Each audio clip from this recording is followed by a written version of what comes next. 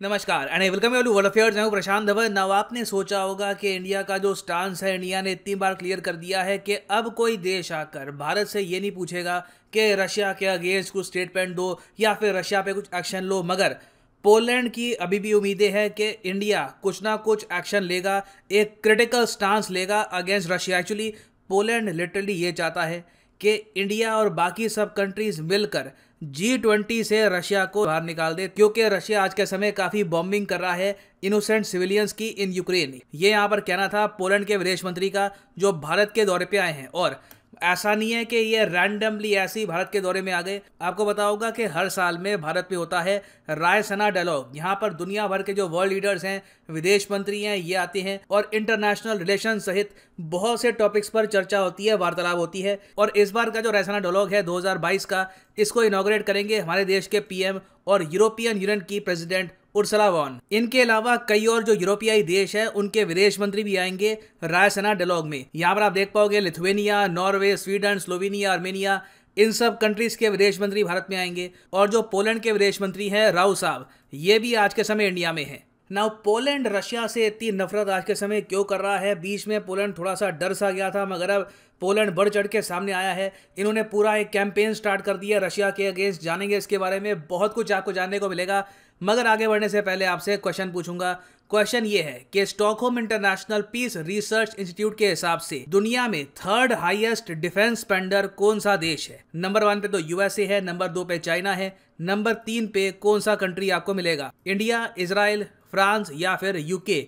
Comment section में करिए उत्तर। सही आंसर मैं आपको दूंगा वीडियो के एंड में। ना मुझे अच्छे से याद है कि जब इनिशियली बहुत ही बड़े स्केल पर रशिया ने अटैक किया था यूक्रेन पर, पोलैंड बहुत हद तक सहम गया था, क्योंकि पोलैंड की एक बॉर्डर है रशिया के साथ और यूक्रेन के साथ भी। ना पोलैंड यहाँ पर सोच रहा था कि ज़्यादा हम इनके अगेंस्ट बोलेंगे तो कोई बड़ी बात नहीं है, कल को हमारे खिलाफ ही एक्शन ले ले।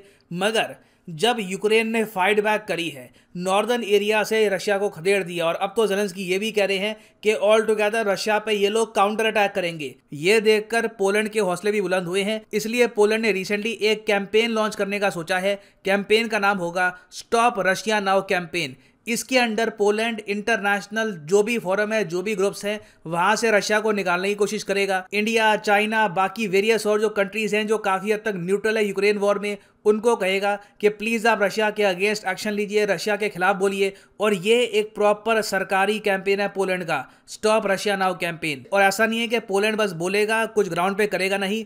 पोलैंड ने ऑलरेडी 12,000 करोड़ के जो हथियार हैं ये पकड़ा दिए हैं यूक्रेन को। और पहले जहां पर एक बार को पोलैंड थोड़ा सा डरता था कि कुछ यूक्रेन को वेपन्स दे या फिर ना दे, अब ये लोग बहुत ही बढ़ चढ़ के वेपन्स दे रहे हैं यूक्रेन को।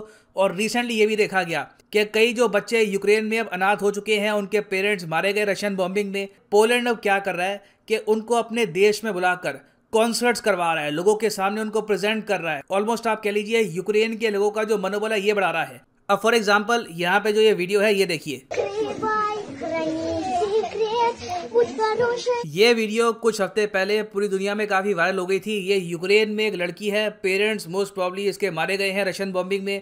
ये एक बंकर में छुपकर गाना गा रही थी, तो लोगों को लगा कि बहुत क्यूट है, इस बेचारी बच्ची को बचाते हैं, पोलैंड लेके आते हैं, let's make sure she is safe. तो जब पोलैंड में इस बच्ची को लाया गया तो पोलैंड की सरकार ने एक पूरा कॉन्सर्ट करवाया, जहां पर यह बच्ची हजारों पोलिश लोगों के सामने गा रही थी।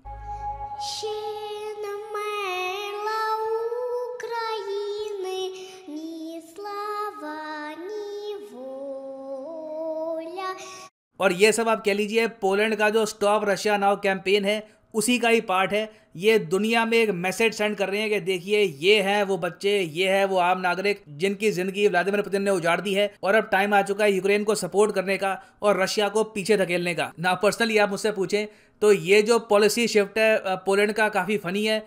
एक टाइम पर पोलैंड की कांपे टांग रही थी। एक तो होता है टांगे कांपना, एक होता है जब बहुत ज़्यादा आदमी डर जाता है ना तो उसकी कांपे टांगती है। तो एक बार को पोलैंड की कांपे टांग रही थी, फिर बाद में अब पोलैंड काफ़ी हद तक अब ब्रेव हो गया। ये कह रहे हैं कि नहीं जी, रशिया को भी हम सुना देंगे, हम डरते नहीं है रशिया से। और पोलैंड को थोड़ा सा साहस दिया है ताइवान ने। जी हाँ, ताइवान भी यहाँ पर कूद गया। ताइवान भी आज के समय काफ़ी हद तक अगेंस्ट है रशिया के, और ताइवान और पोलैंड मिलकर आज के समय जो यूक्रेन के लोग हैं, जो भी यूक्रेन के रेफ्यूजी आ रहे हैं, उनके लिए काफ़ी कॉन्सर्ट होस्ट कर रहे हैं। और वैसे मैं आपको ये बताऊं, पोलैंड ने अपनी जो एक ड्यूटी है वो निभाई है रेफ्यूजीज़ को सेफ्टी प्रोवाइड करने के लिए, इवन इंडियन स्टूडेंट्स को भी सेफ्टी प्रोवाइड करने के लिए। ये बात मैं मेंशन करूंगा कि इंडियन स्टूडेंट जो हैं बहुत सारे, शायद हम उनको प्रॉपरली घर ना ला पाते अगर पोलैंड हमारे साथ प्रॉपरली कोऑपरेट ना करता ना। अभी के लिए पोलैंड ने यहाँ पर फोकस कर लिया है G20 पर। G20 आप अगर देखें काफी हद तक बढ़ चुका है। यहाँ पर आप देखोगे इस तरीके से 2 गुट बढ़ चुके हैं। एक गुट है जो रशिया के अगेंस्ट एक्शन नहीं लेना चाहता, फिर एक गुट यहाँ पे खड़ा हो गया है जिसको यूएस लीड कर रहा है। ये सब कंट्रीज कह रही है कि रशिया को बाहर निकालो G20 से। और अभी जो G20 समिट होगा इंडोनेशिया में, यहाँ पर पुतिन को बिल्कुल ब्लॉक कर दो, एक्चुअली पुतिन को बिल्कुल बैन कर दो ना। पोलैंड यहाँ पर यह कह रहा है कि सिंस हम लोग G20 के मेंबर है नहीं, जी हाँ आपको पता होगा पोलैंड G20 का मेंबर नहीं है, यूरोपियन यूनियन मेंबर है वैसे G20 का, मगर यूरोपियन यूनियन में और भी बहुत सारे देश आते हैं जो पोलैंड के अग्रेसिव स्टांस से एग्री करते नहीं है। तो सिंस पोलैंड की कोई आवाज G20 में नहीं पहुंचेगी, ये लोग चाहते हैं कि भारत जैसे कई देश हैं ये फाइनली पोलैंड की आवाज पहुंचाएं G20 में, और व्लादिमीर पुतिन की जो एंट्री है इसको ऑल टुगेदर ब्लॉक कर दे। मगर आप समझ सकते हैं ऑब्वियसली इंडिया ऐसा कुछ करने वाला नहीं है। व्लादिमीर पुतिन की जो एंट्री होगी G20 में बहुत ही ज्यादा एक कॉन्ट्रोवर्शियल दृश्य होने वाला है। मैं सोच के मुझे अजीब लग रहा है कि कैसे व्लादिमीर पुतिन एक हॉल में एंटर करेंगे, वहां पे दुनिया भर के वर्ल्ड लीडर्स हैं, मोदी जी भी सोचेंगे हाथ मिलाऊं ना मिलाऊं, मुस्कुराऊं ना मुस्कुराऊं, शी जिनपिंग तो पक्का हाथ मिलाएंगे। तो बहुत ही इंटरेस्टिंग सीन्स दिखेंगे इंडोनेशिया में।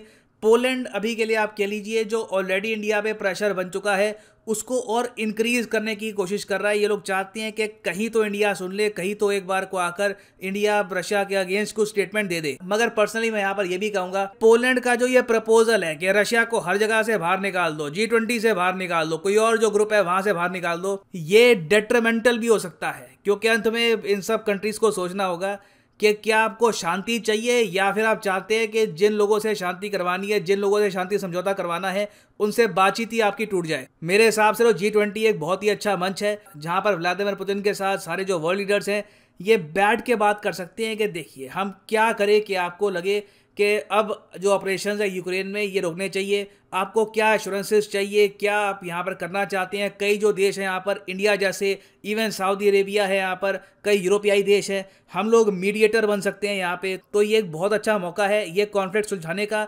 देखना ये होगा कि कंट्रीज क्या मैच्योरिटी यहाँ पर बिहेव करती है या फिर बस रिएक्शन देती है ना। वापस आते हैं अपने एमसीक्यू की तरफ कि Stockholm international peace research institute के हिसाब से वो कौन सा देश है जो 3rd हाईएस्ट डिफेंस स्पेंडर है इन द वर्ल्ड।